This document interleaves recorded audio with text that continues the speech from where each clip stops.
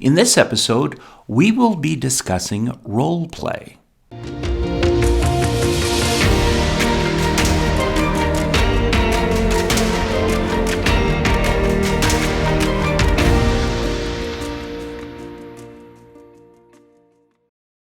Hello everyone, how are you my friends? I hope everybody's doing great. I'm doing fantastic.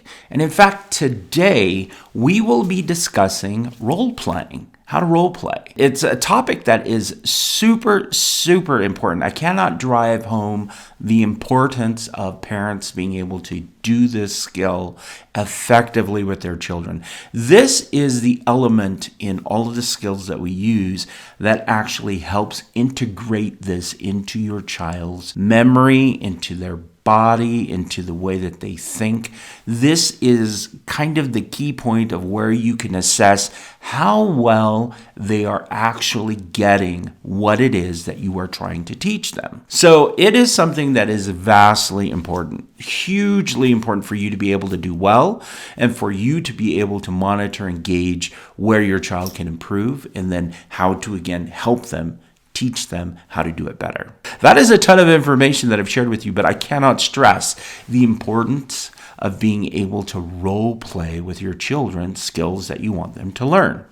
So I'm going to start off by discussing first three things. What is role playing? We're going to talk about why it's important, especially for children. And then we're going to be talking about reverse role playing.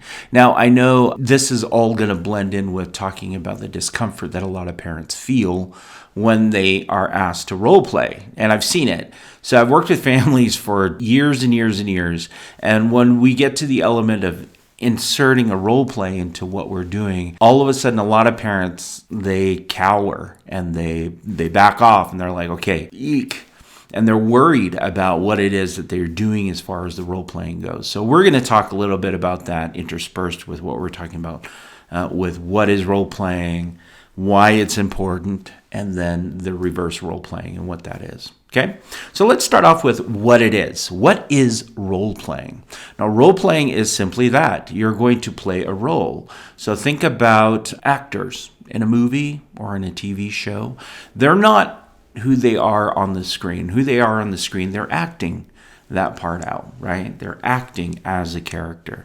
Now, you are not going to be confined to that. And don't think that you have to give an Oscar-worthy performance for a role playing with your child. You don't have to worry about portraying somebody that's outside of the realm of what you know. You don't have to do a character study.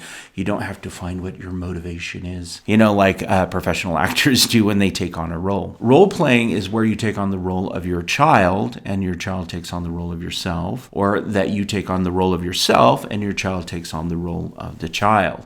So you're only actually role playing people that you know, like people you know really well. You know yourself really well, and you know your child fairly well. That's it. We're not dealing with anything outside of that. So don't be terrified in doing a role play, because you're actually just role playing someone in your family that you already know. Role playing is taking on a role of that person and then having an interaction with them. So that's what role playing is. So for example, if I wanted to role play, for example, how to help my child follow instructions, what I would do is I would play the part of myself and my child, and we would practice it. We would role play it. I would give them an instruction, and then they would follow the instruction.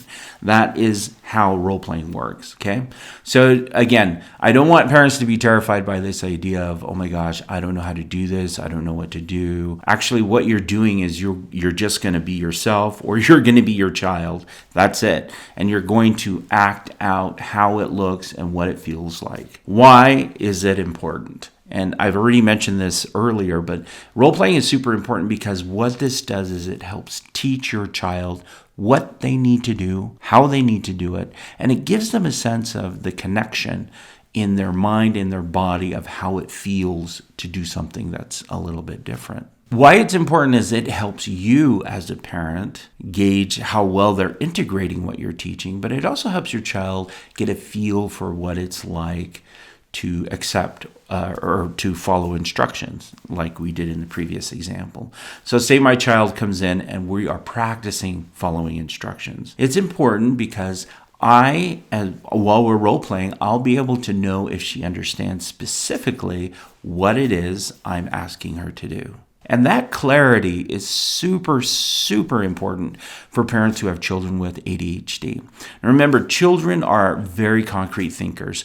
Parents and adults can think abstractly and then they can make meaning out of that. But with children, it needs to be pretty cut and dry what it is you want and how you want it. So role playing actually gives them the roadmap that they need in order to do what they need to do, based on what your expectations are. This is a safety thing also for your child because it provides them with a lot of security and safety in knowing exactly how to respond and what to do in certain situations. Why is it important? It's super important because this is where your child is going to learn the skill and you are going to be able to help them integrate that into their entire being. There is a difference between telling somebody something and then having them actually do it. I was reading a book and it was talking about role playing and the importance of role playing. And what we find is that getting some instruction from somebody is never as powerful as actually doing it. For example, I can read a million books about playing the piano. I can read a million how to play the piano. I can read those books. But if I do not sit down and practice and actually do it, get that memory in my fingers, get those connections in my brain, listening to the music. I mean, I'm incorporating all these senses into what it is that I am doing. Unless I do that, I will never be able to really play the piano. I can read as many books as I want. I can go to as many lectures and listen to how to play the piano. But unless I'm actually doing it, it won't stick. And this is exactly the same with your child in learning a new skill or a new behavior. Unless you are able to have them do it, physically do it, and they can incorporate that into all of their senses, they're never going to really grasp what it is you're trying to communicate. Role-playing also offers the opportunity for you to evaluate how well your child is doing and then to offer correction and improvement along the way. So it's important because it allows for communication, it allows for a child to really integrate what they're learning, it allows for a lot of things to occur. And that's why it's such an essential part. You're going to find that all the skills that we teach that are behavioral in Smarter Parenting have this element of role playing. You need to practice it. And the practicing is where the learning is actually integrated and we can see results. So never skip over a role play. You want to always role play multiple times and in multiple situations and in multiple, ways. You want to be able to do that as a parent. So we've covered what it is, what role-playing is. We've covered why it's important. And now I want to talk about reverse role-playing. So reverse role-playing is something that the Teaching Family Model does. And the reason they do it is to help children understand what it is that the parent is expecting them to do. So what is reverse role-playing? It's where the parent takes on the role of the child and the child takes on the role of the parent and they have the interaction. You usually do a reverse role play the very first time you're teaching a skill. For example, if I was to teach my child following instructions, which is the example that we've been using, what I would do is I would go over the steps with my child and explain what it is that I'm wanting them to do. And then I'd say, okay, we're going to practice it. Now in the practice, let's practice it with you giving me instruction, you be me, and I'm going to be you, and I will show you how to follow instructions. Now, this does multiple things. This is a very powerful thing that I think a lot of practitioners who use role-playing and this skill overlook. What this does is it allows the child to actually see what it is that they need to do exactly. Because the parent is going to do exactly what they want their child to do. They're going to demonstrate it. They're going to show them. They're going to give them an example. This is super powerful. Because remember, we talked about children being concrete thinkers. So if they can see it and they can hear it and they can experience it, then they can adopt it and they can repeat it. Children are mimics. They copy quite a bit. So the reverse role play allows your child to see specifically what they need to do and how they need to do it. What it also does is it allows for empathy. When a child is playing the role of a parent and the parent is playing the role of a child, the child gets to understand a sense of what is happening when a parent asks. And a parent gets a sense of what it's like to actually receive an instruction from somebody else. It creates this idea of, okay, we are working on this together, and that there is some empathy going on. Okay, so your child can understand, well, when my parent gives me an instruction and I follow it, I feel good about it. Now, this also goes into play if you're going to reverse role play, but you're going to give them a bad example of what not to do. Now, we recommend that you do what they should do. But if you need to illustrate what it's like to get them to understand what it's like when they do not follow instructions, you can do a reverse role play with not following the instruction. Now, that's just an example, right? So, a child who's throwing a tantrum all the time that you ask them to do something. So you can reverse role play and you say, okay, you're going to ask me to do this, and it's something that I need to follow instructions doing. So they ask you, and then you start behaving like they do. Your child, and I've seen this happen multiple times, watching a parent throw a tantrum either makes them laugh or makes them cringe, but it does make them think. And it makes them think about, okay, do I look like that? Is that what it's like? Is that how I'm feeling weird because this is weird. It allows for a lot of empathy to exist between parent and child. So highly recommended that you role play various ways you want to role play as far as reverse role play. You definitely always want to end on reverse role playing how to do things correctly. And in fact, you want to do that multiple times and in multiple ways. The role-playing skill video is found on the Smarter Parenting website. I highly recommend you view it. It gives some great tips on how to role play, how to make it fun, how to make it engaging, and it also gives you instructions on the steps to effective role playing. Now, for a child to really integrate all of this into their being, it depends on your child how many times you have to role play a situation. And in fact, with smaller children, you'll have to repeat doing it over and over and over again.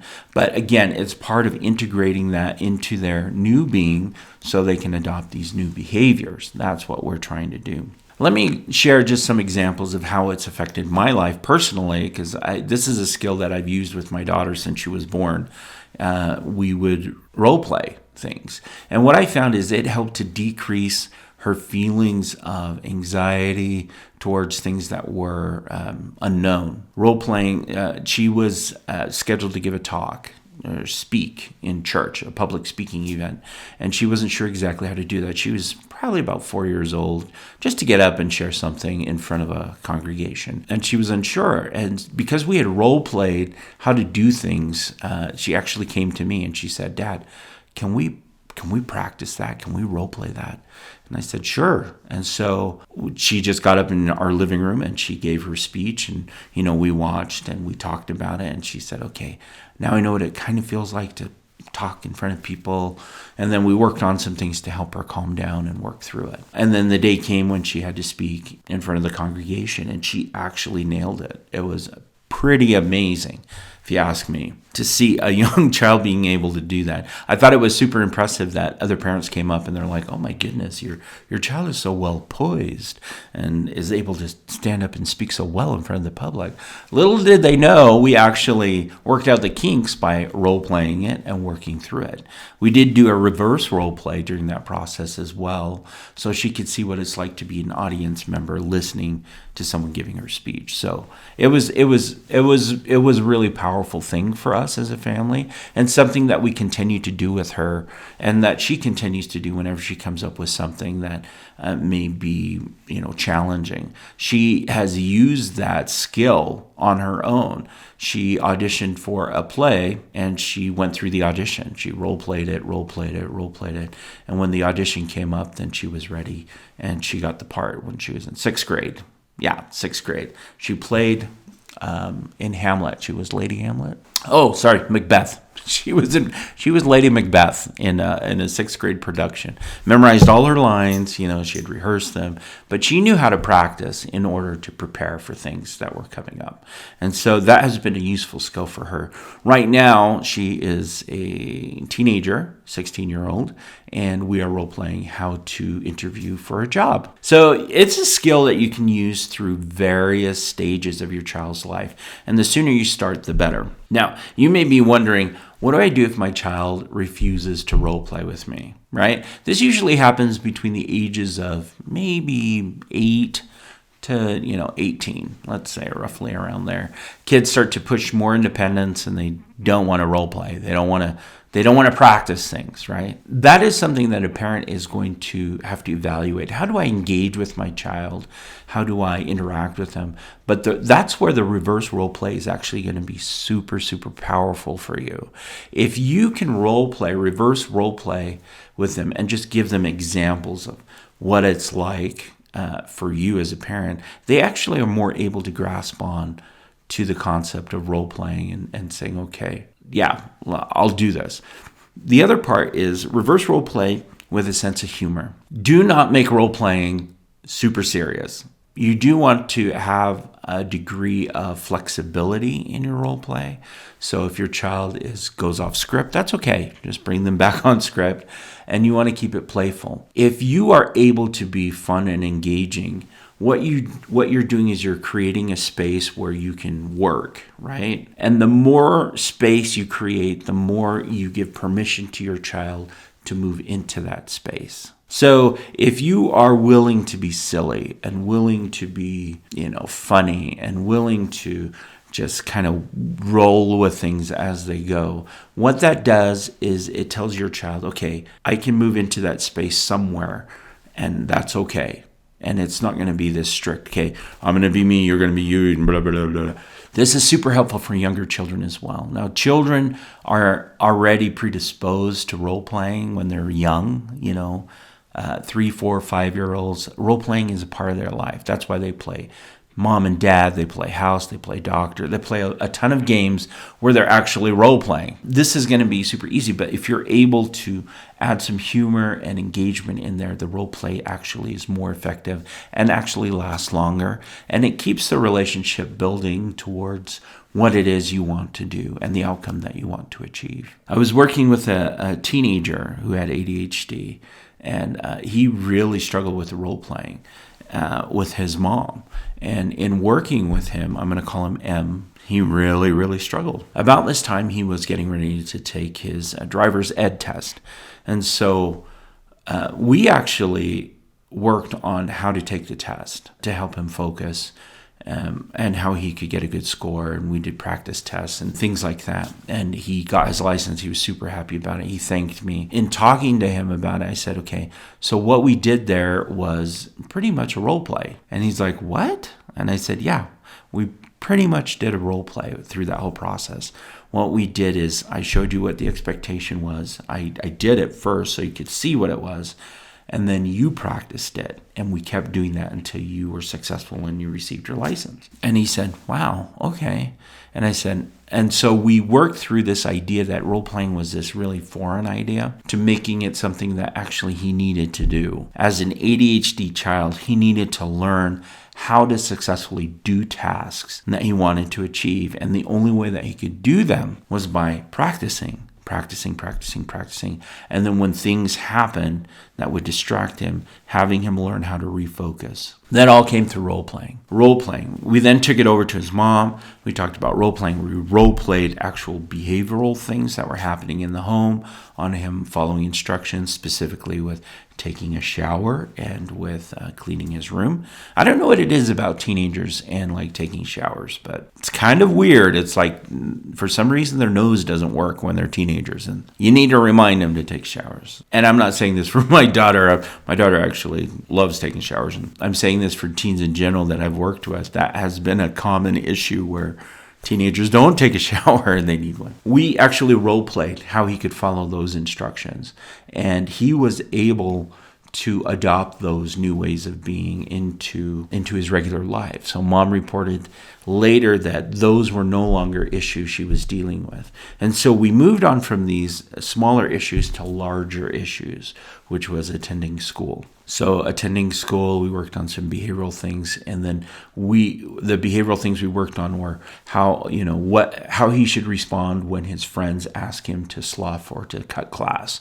What should he say? What should he do? And we role played that. And mom was super great because during the role play, she was like acting like a teenager, and it looked so silly and it was so kind of over dramatic. And yet during the process of the role play, he engaged with her and he had fun, and then he practiced it. And then she practiced it also being very, very serious. So she provided a gamut of different responses and ways for him to respond to his friends asking him to cut class.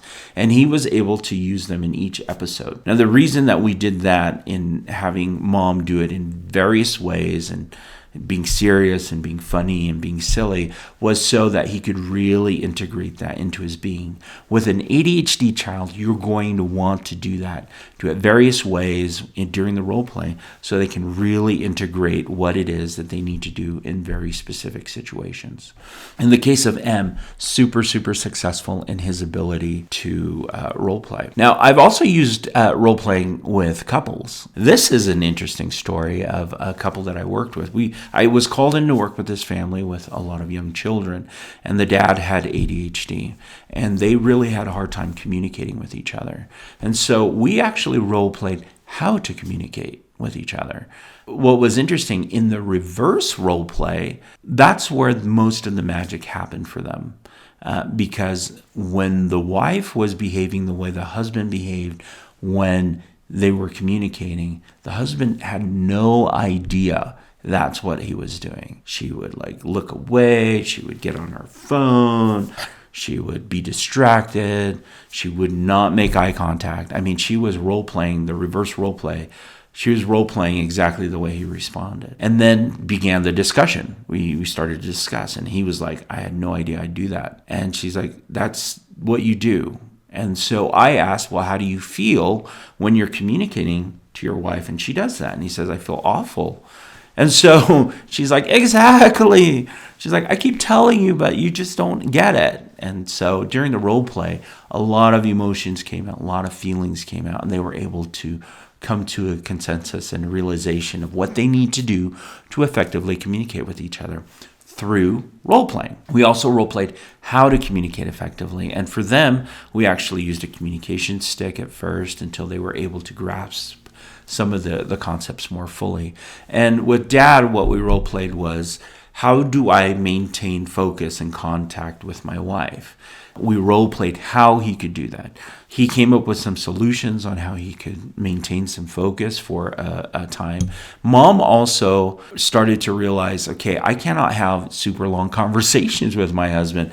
I need to have shorter conversations that span a certain amount of time and then allow some break. And then if we needed to continue to talk, to have another short span of time to talk and not just have it, we're going to just have this long conversation about something. So the role playing actually opened up a lot of communication for this couple, which I think was fascinating, and in turn helped them in dealing with their children because they disagreed on how they should discipline and work with their children. Role-playing works with everybody. It works with adults, works with children, but specifically with children, when we're teaching them a skill, we want them to behave a certain way. We have to demonstrate it. We have to role-play it with them, and they have to role-play it well enough that they can do it on their own. Now, here are some suggestions with the role-play, of course. Role-play at a time when it's neutral, and by neutral I mean at a time when your child is not distracted by too much. So you want to be able to do that when they're not angry or upset, but when they're relatively calm. You want to introduce, we're going to role play following instructions or effective communication. Do it at a neutral time. Second one, always reverse role play. You want to start off with a reverse role play, demonstrating to your child what they have to do, what they need to do. That reverse role play is going to help them see exactly what they need to do and how they need to do that, and they'll get a feeling for it. Tip number 3, What you want to do is you want to role play often. So you want to role play in the morning, afternoon, and in the evening, the same skill if you possibly can. And that will help your child integrate this more into how they should behave and actually reminds them and keeps it in remembrance for them. So those are some tips that I think will be super helpful for you and for your child. And remember, role playing does take some time to do, so you want to set aside some time to do it and to do it well. Really, I highly recommend you watch the skill video on the Smarter Parenting website. It gives you instruction, it gives you ideas, it gives you the steps. So jump over to the Smarter Parenting website to see that. Again, we want to thank our sponsor, the Utah Youth Village, for helping us with this podcast, and also the Teaching Family Model, which is what we use here in order to teach these behavioral skills. They all come from the Teaching Family Model. So that's it for me for this week, and I will see you again next week. We're going to pick up another skill and talk about just how to integrate that into what you're doing. And for those of you who are receiving coaching or want to receive coaching, thank you for reaching out to us. If you haven't, sign up with us, because we definitely want to reach out and help you out if we possibly can. This is a great opportunity for us to communicate back to you. So take care, and I will see you again later. All right, bye-bye.